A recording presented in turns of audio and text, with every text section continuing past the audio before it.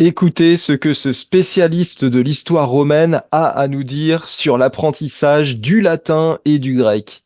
Donc, au fond, lire des traductions de l'Iliade, Oui. oui, mais apprendre le grec et le latin, pour vous aujourd'hui, pour tous Non, les on perd écoliers, du temps. Il vaut mieux qu'ils apprennent l'anglais. Paul Venn nous a quittés il y a 2 ans jour pour jour, mais la toile résonne encore de ses propos qui, comme vous avez pu le voir, provoquent chez Anne Sinclair un petit rire gêné. Alors qu'est-ce qu'a vraiment voulu dire Paul Venn? Quelle était son intention avec cette déclaration fracassante? C'est ce que nous allons voir dans cette vidéo. Mais d'abord, si vous êtes totalement débutant en latin et que vous connaissez déjà l'anglais, parce que d'après Paul Venn, c'est quand même plus important, je vous recommande vivement mon programme gratuit. Lisez en 5 semaines vos 35 premières pages de latin. Pendant 5 semaines, je vous envoie tout ce qu'il vous faut en termes de grammaire et de vocabulaire pour que vous puissiez venir à bout de la lecture de vos 35 premières pages de latin. C'est un programme gratuit auquel vous pouvez vous inscrire en cliquant sur le lien dans la description de cette vidéo.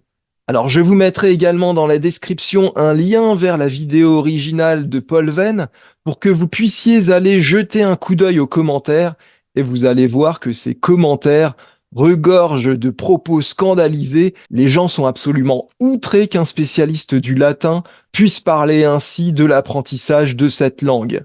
Évidemment, la première hypothèse que l'on trouve dans ces commentaires pour expliquer les propos de Paul Venn, c'est que bon, il était plutôt vers la fin de sa vie, peut-être n'avait-il plus toute sa tête, vous voyez ce genre de propos. Et ce genre de propos, il faut vraiment les écarter immédiatement, puisque ce qu'a déclaré Paul Venn au micro d'Anne Sinclair, il l'avait déjà dit auparavant, et d'ailleurs, c'est en effectuant un rappel de ses précédentes occurrences qu'Anne Sinclair ouvre la discussion.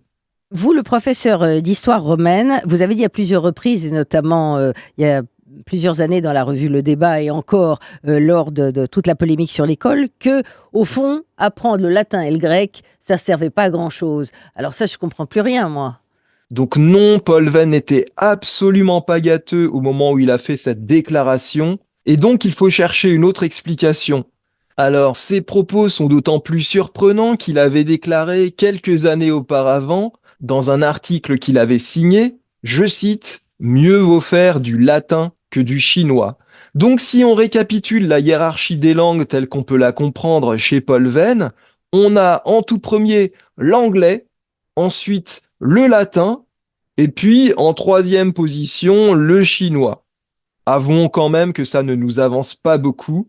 Alors, face à ces paroles de Paul Venn, c'est curieusement la journaliste Anne Sinclair qui va essayer de prendre la défense du latin, et ça va donner ceci.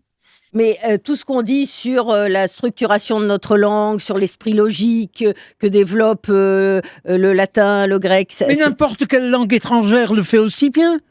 Bon, très bien.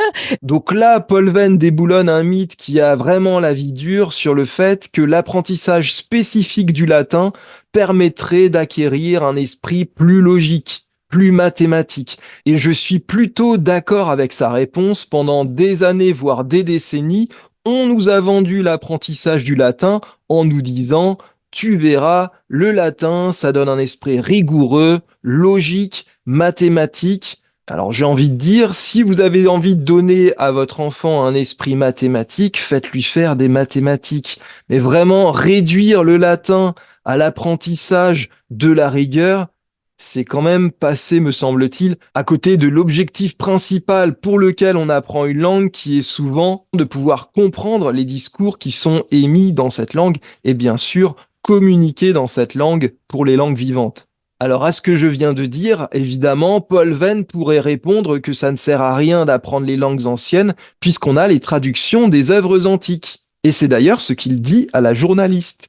Au fond, ce que vous dites, c'est... Recommander de lire de bonnes traductions, ça c'est autre chose.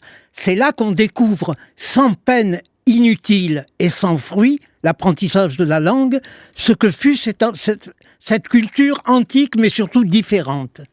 Avec tout ça, on n'est pas tellement plus avancé et on comprend que certains internautes, pour le coup, aient été vraiment furieux de cette sortie de Paul Venn qui ressemblait à s'y méprendre à une tentative de sabordage de son propre navire.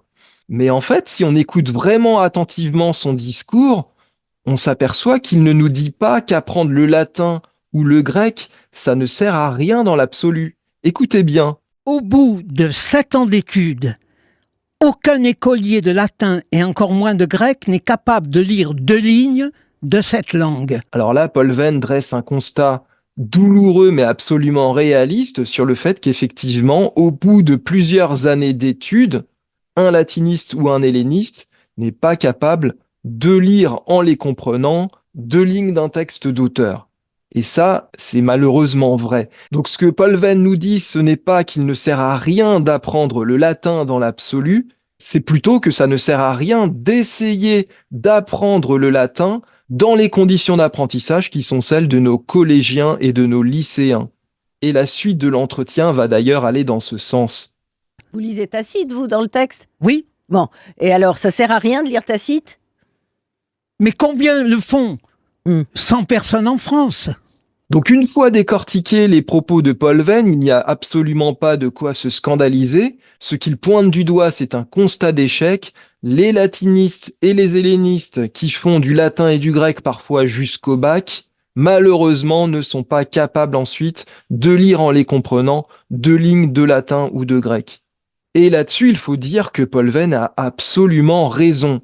En revanche, là où il est absolument critiquable, c'est que un expert comme lui pose un constat absolument alarmant et il s'en tient là. À aucun moment, en tout cas dans cet entretien, il essaye de trouver ne serait-ce que les raisons de cet échec éducatif. À aucun moment, il n'essaie de proposer des solutions. Alors je sais bien qu'il n'est pas professeur de latin, il est spécialiste d'histoire romaine, mais on aurait pu quand même supposer qu'un connaisseur comme lui de la langue latine aurait eu quelque chose à nous dire sur les méthodes d'enseignement du latin et du grec. Et ça n'est absolument pas le cas. Il s'en tient à un constat très froid en disant que la plupart des écoliers qui se lancent dans l'apprentissage du latin et du grec ne réussissent jamais à rien comprendre dans cette langue, tandis que lui-même a surmonté cette barrière et fait partie des 100 personnes qui en France peuvent lire Tacite dans le texte. Mais à quel moment propose-t-il des solutions ? Si vous avez l'habitude de cette chaîne, bien sûr, vous êtes déjà un petit peu au fait des solutions qui vous permettront d'apprendre le latin et le grec de manière à lire des textes que vous pourrez comprendre dans ces langues. Et la recette pour parvenir à ce résultat, je la répète ici parce qu'elle tient en une seule phrase, il faut lire massivement et sans dictionnaire des textes qui soient adaptés à votre niveau. Et c'est vrai qu'à l'école, on aurait tendance à faire tout le contraire, c'est-à-dire qu'on ne lit pas, on traduit, on fait de la version. Donc on ne peut pas vraiment parler à l'école de lecture du latin ou du grec et encore moins de lecture massive. Au contraire, on aurait plutôt tendance à vous filer un texte de 10 à 15 lignes et puis à faire une séance de version de 4 heures dessus. Et bien sûr, cette séance se fera la plupart du temps accompagné de votre ami le plus précieux, n'est-ce pas, à savoir votre dictionnaire de latin ou de grec. Et enfin, souvent, au lycée notamment, on vous propose des textes d'auteurs qui sont trop difficiles pour votre niveau. Et donc, ça ne vous permet pas de progresser efficacement. Donc, si le latin et le grec tendent à disparaître en collège et en lycée, c'est qu'il y a de bonnes raisons. C'est que, comme le dit Paul Venn, aucun écolier n'arrive en bout de parcours à comprendre ne serait-ce que 2 lignes d'un texte d'auteur. On ne peut qu'être d'accord avec ce constat, mais une fois qu'on a dit ça, on ne laisse pas les gens se débrouiller en disant « de toute façon, moi je fais partie des 100 personnes en France qui lisent du latin dans le texte, puis les autres, je leur conseille plutôt d'essayer d'apprendre l'anglais ». On essaye au minimum de suggérer des pistes, de descendre un petit peu de son piédestal et de se mettre en tout cas dans une posture un peu plus aidante. Et c'est là, à mon avis, qu'on peut critiquer les propos de Paul Venn, avec cette petite nuance quand même qu'à son époque, il n'avait peut-être pas encore conscience de certaines solutions qui commencent à émerger, notamment avec la méthode Orberg. À sa décharge, peut-être que Paul Venn n'a pas pris de recul sur la manière dont lui-même a appris le latin et n'a pas été à même de voir le problème et donc de proposer des solutions. Même si la méthode Horberg existait déjà depuis 1955, en tout cas c'était la première version, la première mouture de la méthode Horberg, elle était cependant assez peu répandue en France, et donc peut-être que Paul Venn n'en a jamais eu connaissance. Comme fond d'écran pour cette vidéo, j'ai choisi non pas Tacite, parce que je ne fais pas partie des 100 personnes en France qui lisent Tacite dans le texte. Non, j'ai choisi les Métamorphoses d'Ovide. Il y a de cela 1 an ou 2, j'ai commencé à lire de la poésie et je me suis dit que peut-être le moment était venu pour moi d'aborder ce chef-d'œuvre de la littérature latine, même si j'en avais bien sûr déjà traduit des extraits jadis, et puis j'avais eu l'occasion aussi quand même d'en lire des extraits. Alors pour être honnête, je n'ai pas lu toutes les Métamorphoses d'Ovide, j'ai lu un recueil de morceaux choisis, parce que c'est quand même une œuvre assez longue, donc j'ai préféré choisir une anthologie. Donc les Métamorphoses d'Ovide, ça parle de quoi? C'est un poème écrit en vers épiques où Ovide passe en revue les différentes métamorphoses que l'on peut trouver dans les histoires mythologiques. Alors dit comme ça a l'air un peu sec, hein, ça n'est pas un simple passage en revue en fait. Ovide, c'est un poète qui va enrichir son récit de nombreuses images, c'est aussi un conteur qui sait donner du sel à ses récits. Et vraiment, si vous avez un niveau avancé en latin, je vous recommande cette lecture qui est très plaisante.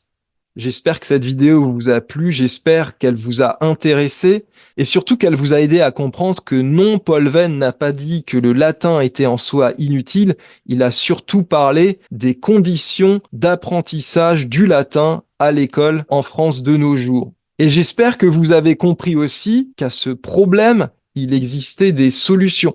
Si c'est le cas, merci de mettre un petit pouce vers le haut, merci également de vous abonner à la chaîne. Et puis comme on est sur un sujet qui a un peu fait polémique, n'hésitez pas en commentaire à dire si vous comprenez autrement les propos de Paul Venn, si vous êtes plutôt d'accord avec lui, si vous n'êtes pas d'accord. Dites-moi tout ça en commentaire, je vous en remercie, à bientôt.